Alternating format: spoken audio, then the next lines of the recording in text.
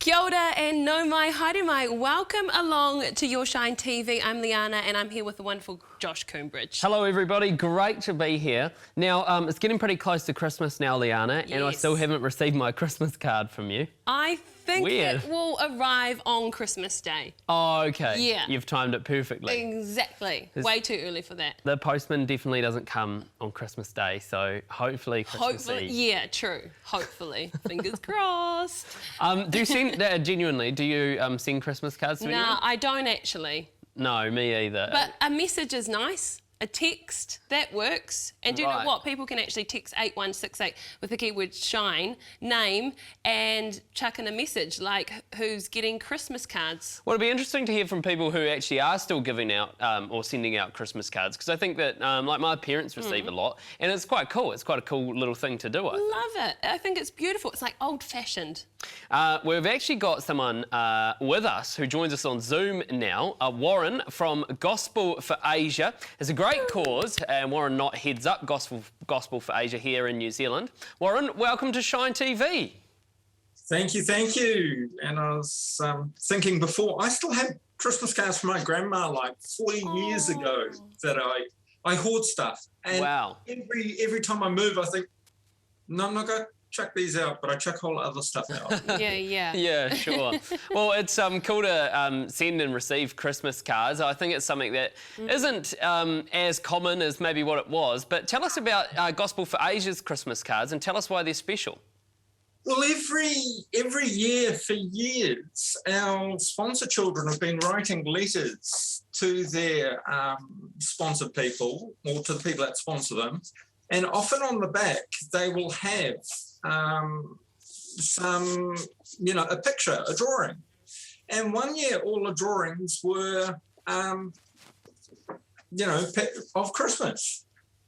Cute. And so someone came up with the idea of making Christmas cards out of them.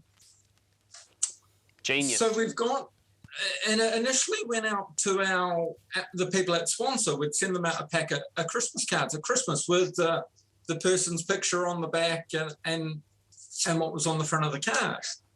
But now we thought that they were so successful, we thought that we would send them out to everyone. Of course, not every drawing is going to make a Christmas card. Some people just don't like artwork.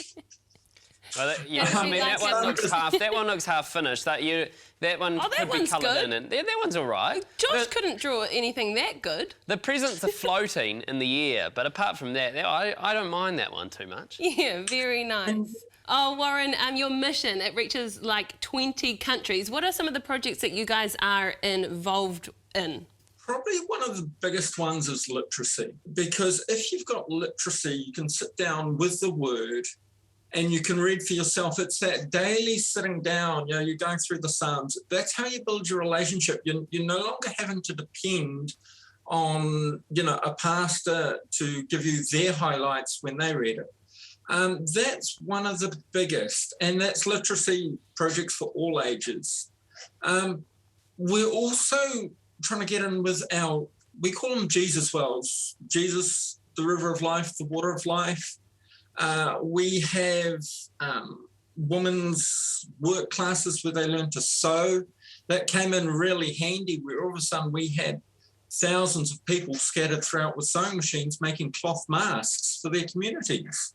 But for our school program, like everyone else, got closed down. But part of our school program was feeding the kids a lunchtime meal. So all of a sudden, you had all these schools that were closed down with bulk food just sitting there. In one area, one of our missionaries went to his community leaders and said, look, can we cook this up for the community? They can't work, the shops are closed. We've got all this food sitting here. Can we cook it up for the community? They started he got permission from his local authorities. He went to his missionary team leader and said, look, I've got permission to do this. Can I do this?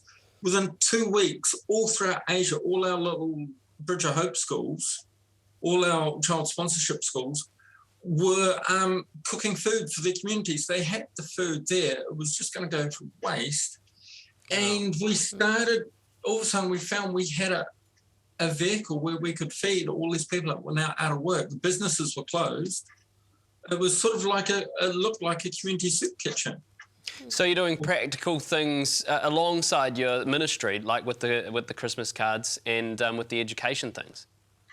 In many areas, we were allowed to do that specifically on the condition we didn't try and evangelise. Right. But we've just discovered after lockdown, people remember who fed them when the shops were closed. So they've come asking questions. People are coming to Jesus, not just because of the food, but because of the whole picture. Hey, well, Warren, we really appreciate you giving us some of your time today, and we just want to thank you for all the work that you and Gospel for Asia are doing in some great countries all over the world. You've got Christmas cards going out this year, and of course, if you go to gfa.org.nz, you can get involved with Warren, you can get involved with GFA's work, and I think that's where you can go to get the Christmas cards too. Oh, easy as that. You can actually pop onto the Life FM website to grab some of those Christmas cards. Nice. So if that's familiar to you, yeah. Warren, thank you so much. But yeah, look, while you're perusing the Life FM website, perhaps to vote for the U chart or to just look at pictures of you and me, which is a bit creepy. But no one's doing that, Josh. Everyone's buying Christmas cards. It's Christmas. What a great cause as well.